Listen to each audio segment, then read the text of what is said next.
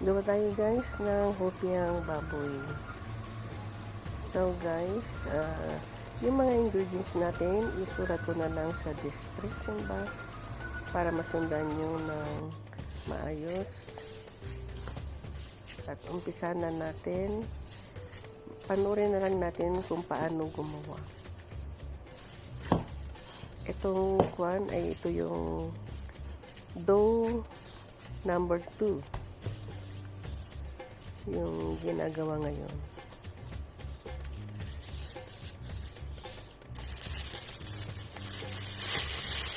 Lagay ko sana itong bag. Inabalik ko sa refrigerator para mag-set. Kasi ano yan, butter saka ano lang yan. Harina. So ito yun. So ang gagawin natin next is yung first dough. Ito yung first dough natin sa gagawin nating hopya. So, ang ginawa ko is 3 cups na tubig, ay na harina. Tapos, ito, 3/4 na tubig. Tapos, yung salt.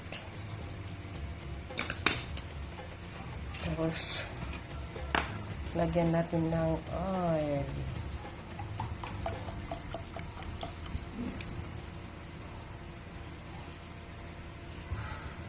1/2. So, ito na yung oil natin. Yun lang. Haluin lang.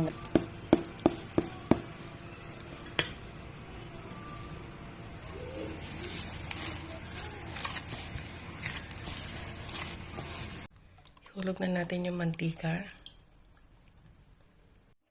So, ilagay na natin yung sibuyas.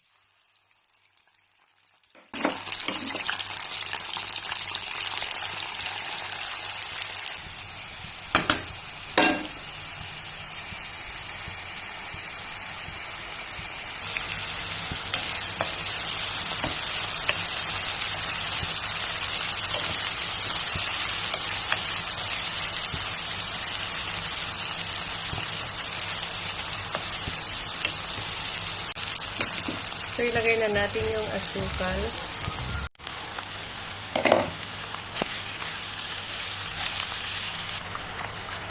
Tapos asin.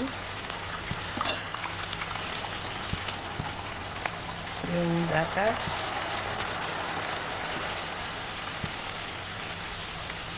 Tapos guys, yung harina. Ayan.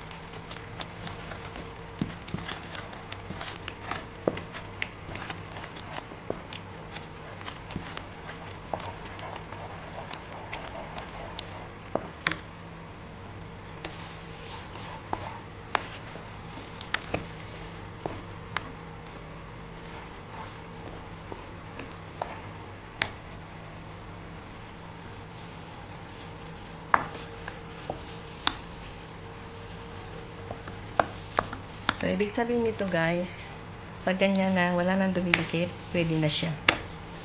So, patayin na natin ang apoy.